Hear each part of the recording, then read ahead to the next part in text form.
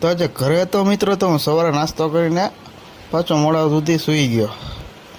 મોડા સુધી સૂઈ ગયો ને 4 વાગી ગયા, ખબર જ ન પડી. એને મારા પપ્પાનો ફોન આવી ગયો કે બર્તન ચડાવવા આવો. તો ભાઈ ફોન આવે એટલે જવું તો પડે હાઈકોર્ટમાં લઈ.